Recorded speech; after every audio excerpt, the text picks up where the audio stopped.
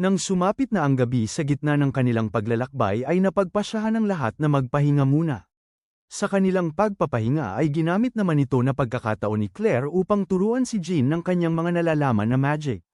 Sa kabila ng pag-meditate ni Jean ay tumutulo ang kanyang maraming pawis, dito lang din nalaman ni Jean na ang pag-aaral pala ng magic ay mayroong maraming dahilan kung bakit mahirap matuto, pero ang pinakamahirap sa lahat ay ang paulit-ulit na pagsasanay. Pero kahit na ganoon, mayroon din mga bagay na ang isang tao ay nagiging magaling sa pamamagitan ng paulit-ulit na pagsasanay, pero sa bahaging iyon ay mabagal ang pag-unlad. At mararamdaman na lang ng isang tao na parang walang pinatutunguhan ang kanyang pagsasanay, masakit raw talaga at nakakapagod ulit-ulitin ang parehong bagay kapag nasa isang yugto na ang isang tao sa paghinto ng kanyang pag-unlad. Pero sa kanyang sitwasyon ay nasasanay na siya sa ganitong klaseng sakit, kaya nakakaya niyang tiisin ang ganitong pagsasanay, dahil 12 na taon din siyang naghirap at nagtiis para lang mabuhay doon sa Demon Realm. Ang 12 na taon na kanyang naranasang paghihirap ay lalong nagpatatag sa kanyang sarili, gagawin raw niya ng paulit-ulit ang ganitong pagsasanay hanggang sa magawa na niya ng tama. Sa walang tigil na pagsasanay ni Jean ng magic ay sa wakas nagawa niyang magpalabas sa kanyang katawan ng kakaunting mana. Makikita ang mana na ipinalabas ni Jean na ito ay dumiretso sa kanyang itaas, at nang nakita ni Claire na nakakaya na ni Jean na makaramdam ng magic ay lubos siyang natuwa, matagumpay raw ang pagsasanay ni Jean. Tanong naman ni Jean kay Claire na kung yun na raw ba ang mana. Sa isip-isip ni Jean na umabot raw siya ng 10 araw para lang makaramdam siya ng mana, mahirap raw talaga ang kanyang mga pinagdaanan para lang makaramdam ng mana. Wika din ni Claire kay Jean na sa totoo lang raw ay medyo mabagal bago maramdaman ni Jean ang mana pero magaling pa rin ang kanyang nagawa, dahil mayroong mga tao na hindi kailanman nakakaramdam ng mana sa buong buhay nila, sila ay walang anumang talento. Sabay kinuha ni Claire ang isang bote sa kanyang maliit na bag na kanyang inihayag kay Jean na sisimulan raw nila ngayon ang pangalawang hakbang. Kasunod nito ay ibinuhos ni Claire ang laman ng bote sa isang lalagyan na kanyang kagamitan, at inutusan niya si Jean na tanggalin niya ang kanyang damit. Sa utos ni Claire ay nagtataka si Jean kung ano ba ang gagawin sa kanya ni Claire. Kaya wala na lang ibang nagawa si Jean kung hindi kanyang tinanggal ang kanyang damit dahil pinilit siya ni Claire. Sa sandaling tinanggal na ni Jean ang kanyang damit ay kumuha si Claire ng isang patak ng mana. Habang iginuhit ni Claire ang mana circle sa likod ni Jean ay nagtanong sa kanya ang ating bida na kung ano raw ba talaga ang kanyang ginagawa, paliwanag naman ni Claire na gumawa lang raw siya ng daanan para maipasok niya sa katawan ang mana. At nang natapos na si Claire sa kanyang paggawa ng daanan para ipasok ang mana sa katawan ni Jean ay sinabi ni Claire na ngayon ay kanya nang ipapasok ang mana kaya mag-focus lang si Jean kung ano ang kanyang nararamdaman. Kaya sumang-ayon si Jean kung ano ang mga sinabi sa kanya ni Claire. Doon ay makikita na ipinasok na ni Claire ang kanyang mana sa katawan ng ating bida, kaya ang buong katawan ni Jean ay umaapaw ang maraming mana na dumadaloy sa kanyang katawan. Habang nakafocus ang dalawa sa kanilang ginagawa ay iniisip ni Jean na talagang ibang-iba raw ito kumpara sa nararamdaman niya kanina. Ramdam raw niya ngayon sa loob ng kanyang katawan ang isang dumadaloy na mas malapot kaysa sa dugo. Nagtanong si Claire kay Jean na kung kumusta na raw ba ngayon ang kanyang nararamdaman ba niya ngayon ang mana na pumasok sa kanyang katawan, sumagot si Jean ng oo, nararamdaman niya ang mana na dumadaloy. Wika din ni Claire na nagawa na raw ni Jean ang unang hakbang para matutong gumamit ng magic, at mayroon din 3 pangunahing yugto sa pag-aaral kung paano gumamit ng mahika. Ang una ay ang pagdama sa mana at pagkatapos ay ang pag-iimbak ng mana sa loob ng katawan, at sa huli ay ang paggamit ng magic. Dahil matagumpay nang natutunan ni Jean ang unang yugto ay pupunta na silang dalawa sa ikalawang yugto. Paliwanag din ni Claire kay Jean na kanya raw kontrolin ang mana at dadalhin niya ito papunta sa puso. Inutos din ni Claire na gamitin raw ni Jean ang kanyang pakiramdam na parang pinigilan niya ang kanyang paghinga para makalikha siya ng sisidlan sa loob ng katawan at para makapag-imbak ng mana. Sa paliwanag ni Claire ay agad na sinunod ni Jean ang mga sinabi sa kanya upang makapag-imbak ng mana sa kanyang katawan. Doon ay sinimulan na ni Claire na mas pinarami ang mana na ibinigay niya kay Jean at kanya din itong kinontrol papunta sa puso ni Jean. Makikita si Jean na siya ay tahimik na pinapakiramdaman ang mana na pumasok sa kanyang katawan. Ngunit ang hindi inaasahan ni Claire nang sa sandaling nakarating na ang kanyang mana sa puso ni Jean ay doon naramdaman niya ang hindi maipaliwanag na enerhiya na nanggaling sa iba't ibang demonic beast, at hindi lang doon dahil nakita din niya ang isang nilalang sa alaala ni Jean na nakakakilabot. Kaya itong si Claire ay masyadong namutla na kanyang natanong sa sarili na kung ano raw ba ang nakakatakot na enerhiya na kanyang naramdaman, huwag raw na sabihin na itong si Jean ay kumain ng core ng demonic beast. At nabigla si Claire dahil ang mana sa kanyang katawan ay pilit na inabsorb ng katawan ni Jean. Dahil dito ay hindi na lang nakapagsalita itong si Claire na nakaramdam ng takot na kanyang pinagpatuloy ang kanyang ginagawa, at tumutulo ang maraming pawis sa mukha ni Claire dahil hindi raw huminto sa pag-absorb ng kanyang mana ang katawan ni Jean. Kung ito ay magpapatuloy ay tiyak mauubos ang kanyang mana sa katawan. Pero sa kabutihan na palad ay biglang dumating si Matt at agad niyang kinuha si Claire, dahilan para tumigil na ang katawan ni Jean sa pag-absorb ng mana. Makikita si Claire na itinaas ito ni Matt gamit ang kanyang mahabang buntot habang itong si Jean ay walang kaalam-alam sa mga nangyari bagkus pinagpatuloy lang niya na pinakiramdaman ang mana na dumadaloy sa kanyang katawan. Nang nasa likod na si Claire ni Matt ay hindi pa rin makapagsalita itong si Claire na masyadong namutla, at hindi rin niya inaakala na tinulungan siya nitong pulang lobo. Kasunod nito ay tiningnan siya ng seryoso ni Matt na tila ba sinabihan siya ni Matt na itigil na niya ang kanyang ginagawa. Sa isip-isip ni Claire na kaya raw ba dumating dito ang lobo dahil nakaramdam siya na nasa panganib ang kanyang buhay. Sa ilang sandali ay nabigla si Jean na kanyang tinanong si Claire na kung ano raw ba ang nangyari sa kanya, bakit naging ganito ang kanyang kalagayan. At masyadong nag-alala si Jean sa sinapit ni Claire na nagtanong na kung ayos lang raw ba siya. Pero iniisip lang nitong si Claire na kung ano raw ba ang kanyang nakita doon sa inner world ni Jean.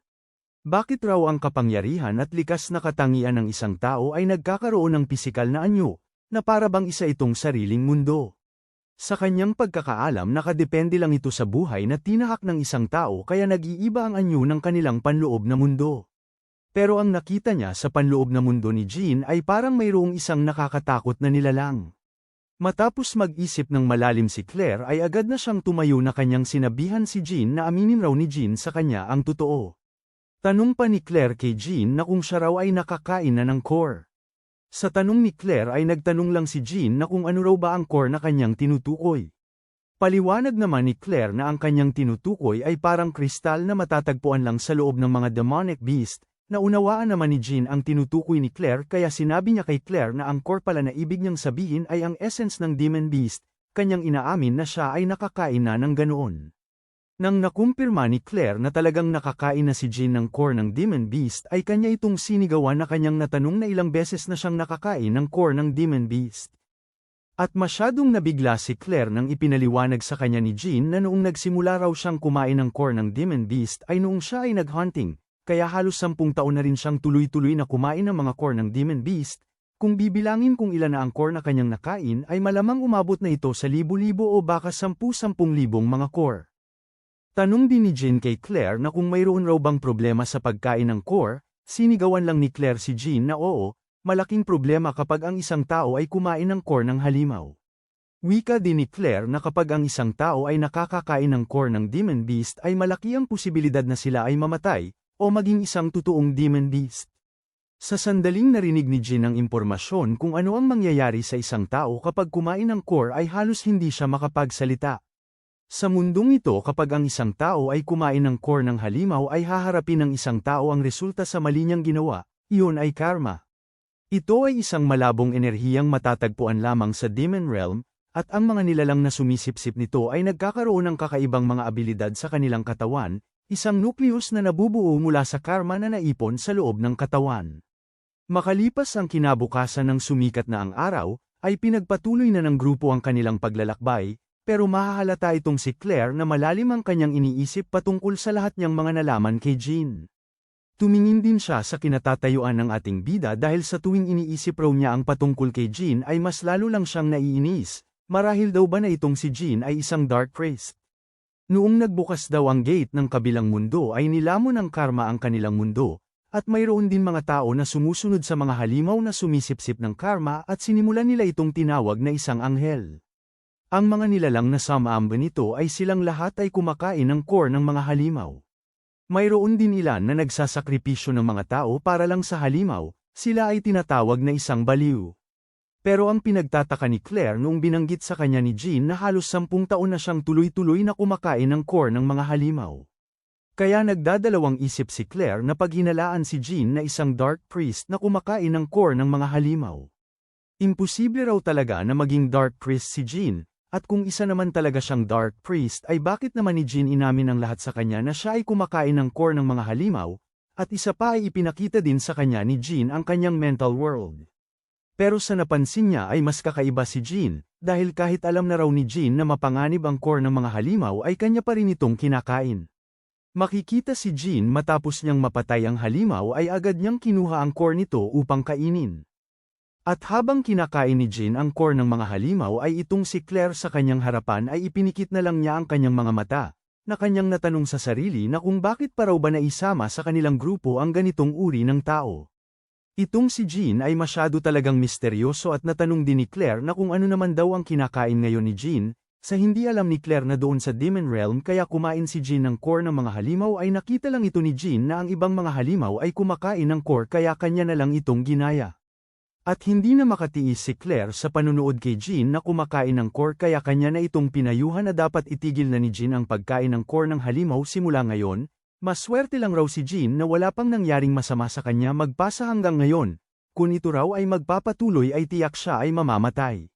Sa isip-isip ni Jean na ang sinasabi raw ba ni Claire na ang pagkain ng core ng mga halimaw ay nakakamatay, o ang mas malala pa ay maging halimaw, pero mayroong isang buhay na patunay sa kanyang harapan, hindi raw ba kaya mali lang ang impormasyon ang nakuha ni Claire patungkol sa core ng mga halimaw? Kung tama naman ang impormasyon na sinabi sa kanya ni Claire ay ano naman ang katotohanang wala siyang nararamdaman matapos niyang pumatay ng mga tao, at ang katotohanan na patuloy niyang ninanais na makipaglaban. Ang lahat raw ba na yun ay dulot ng epekto ng kanyang pagkain ng core ng halimaw. Sabay naglakad na nang mabilis si Jean na kanyang sinabi kay Claire na susubukan raw niyang hindi kumain ng core, pero sinigawan lang siya ni Claire na kung anong susubukan ang kanyang pinagsasabi. Dapat kanya na talagang itigil ang pagkain ng core ng halimaw simula ngayong araw. At nakaramdam ng kaba si Jean nang sinabi sa kanya ni Claire na kung kanyang ipagpapatuloy ang pagkain niya ng core ay hindi lang ang buhay niya ang manganganib kung hindi na siya makakagamit ng magic. Kaya agad na tumingin pabalik si Jean kay Claire na nagtanong na kung totoo raw ba ang kanyang sinabi na hindi na siya makakagamit ng magic. Sa tanong ni Jean ay ipinikit na lang ni Claire ang kanyang mga mata dahil talagang nag-alala pa si Jean na hindi siya makakagamit ng magic kumpara sa sarili niyang buhay. Paliwanag pa ni Claire sa ating bida na sa kasalukuyan raw na sitwasyon ngayon ni Jean ay masyado siyang nahihirapan na gamitin ang mana manifestation, pero huwag na siyang masyadong mag-alala para doon. Dahil kahit papaano ay nakakaya naman ni Jean na gamitin ang mana arts. Kaya napapatanong si Jean na kung ano naman ang mana arts. Makalipas ang ilang mga araw ay sa wakas nakarating na ang kanilang grupo sa 4th Pioneer City. Makikita dito sa lungsod ang mataas na rebulto ng isang anghel, at sa pinakaibaba nito ay makikita ang maraming mga mersenaryo na dumating dahil mayroong malaking misyon ang inanunsyo. Habang tumingin-tingin ang buong grupo sa lungsod ay sinabi ni Jean sa kanila Claire na kahit saan raw siyang tumingin dito sa lungsod ay masyadong maraming mga mersenaryo. Wika naman ni Claire kay Jean na masyado pa raw maaga para siya ay humanga. Dahil bukod sa laki ng kahilingan na misyon ay pamumunuan sila ng isang Holy Knight. Itong mga mersenaryo ay lubos na humanga nang dumaan sa kanilang harapan ang Holy Knight. Ang Holy Knight pala na dumaan sa harapan ng maraming mga mersenaryo ay si Knight Raymond, at inutusan din niya ang kanyang kasama na bantayan ang buong paligid. Si Jean nang kanyang napansin sa kanyang likod na naglakad papalapit sa kanya si Raymond ay hindi maalis ang kanyang tingin dito. Nang nakadaan na si Raymond sa harapan ni Jean ay napansin ng ating bida na ang tao raw na ito ay mayroong matinding aura na hindi may kukumpara sa mga mersenaryo, alam niya na hindi siya pangkaraniwan na tao. Kaya tinanong ni Jean si Claire na kung pangkaraniwan raw bang nagtitipon ang mga tao kapag isang Holy Knight ang namumuno, ayon naman ni Claire na kaya nagtitipon ang maraming tao dahil mayroong misyon ang ibinigay sa kanila ang Golden Bug Wolf. Nang narinig ni Jean ang golden bug ay inaakala niya na ito ay mga insekto o halimaw, kaya sinabihan siya ni Claire na huwag raw na sabihin ni Jean na hindi niya alam ang patungkol sa golden bug. At nagtataka si Jean nang tinanong siya ni Claire na bakit niya hindi alam ang patungkol sa golden bug kahit madalas naman siyang nag-hunting. Kaya nagsalita na si Jonathan na kanyang ipinaliwanag kay Jean na ang golden bug ay isang pinakamahusay na negosyante, napakayaman niyang negosyante at napakarami niyang ari-arian kaya itinuturing siyang pinakamayaman na tao kahit saan. Pero kamakailan lang ay bigla na lang siyang namatay. Sa paliwanag ni Jonathan ay muling nagtanong si Jean na kung ang tao raw ba na yun ay pinatay, sumagot si Jonathan na yun ang kumakalat na balita, pero walang nakatitiyak. Wika naman ni Jean kay Jonathan na kung patay na ngayon ang Golden Bug ay bakit marami pa rin mga tao ang nagtitipon, sumagot si Jonathan na yun ay dahil sa dalawang anak ng Golden Bug. Ipinaliwanag din ni Jonathan na dahil minana ng dalawang yun ang legacy ng Golden Bug Wolf, kaya kinakailangan na mayroong maglipat ng kayamanan ng dalawang anak papasok sa loob ng barrier, at yun ang misyon na dapat nilang salihan ngayon. Sa isip-isip ni Jean na ang misyon raw pala ay ilipat ang kayamanan ng isang tycoon, kaya naman pala masyadong maraming tao ang nagtitipon. At natigil sa kanyang pagsasalita si Jonathan dahil tinawag na ang pangalan ng kanilang grupo na mersenaryo, sila ay inutusan na pumunta sa pinakaharapan. Kaya agad na itinulak ni Jonathan si Jean upang sabay silang dalawa na pumunta doon sa harapan, dahil ito na raw ang kanilang pinakamahalagang sandali. Nang nasa harapan na silang dalawa ni Jean ay pinaalam ni Jonathan kay Raymond na ang tao raw na kanyang kasama ngayon ay ang pinakamalakas sa kanilang grupo na mersenaryo. Ang tao na ito ay napabagsak ang Mudskull nang siya lang mag-isa at napaamo din niya ang isang werewolf. Samantalang ang kanan na kamay ni Raymond na may pulang buhok ay hindi maalis ang kanyang tingin sa ating bida. At lumabas ang pawis sa mukha ni Jean dahil narinig niya na ang ibang mga mersenaryo ay kanilang sinigawan si Jonathan na kung ang tao raw ba na kanyang kasama ang tinatawag na Head Crusher, mukhang hindi naman siya malakas.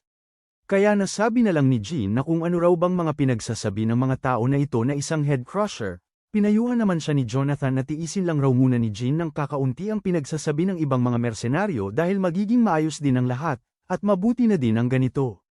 Samantalang itong si Raymond ay seryoso ang kanyang tingin sa ating bida, sabay sinabi ni Raymond na ang Black Marlin Mercenary ay magkakaroon ng gantimpala na 100 gintong barya at aalis sila kaagad kinabukasan sa pagsikat ng araw kaya dapat nila itong tandaan. Dahil dito, lubos na natuwa si Jonathan dahil natanggap sila sa misyon, nagtanong naman si Jean kay Jonathan na bakit pa sila gumastos ng 100 gintong barya para lang sa paghatid ng bagahe. Ngumiti si Jonathan dahil ganoon talaga ang kalakaran sa trabaho nila na ito, ang kalahati ay para sa trabaho at ang kalahati ay para sa pangalan at reputasyon. Nagpapasalamat raw talaga siya kay Jean dahil sa kanyang pangalan at reputasyon na ang Head Crusher, kaya naging mas malaki ang kanilang bayad. Ipinaliwanag din ni Jonathan kay Jean na kaya raw si Jean binigyan ng ganoon na tawag ay dahil sa pagtalo niya sa Mudskull nang siya lang mag-isa, at kanyang binasag ang ulo ng Mudskull.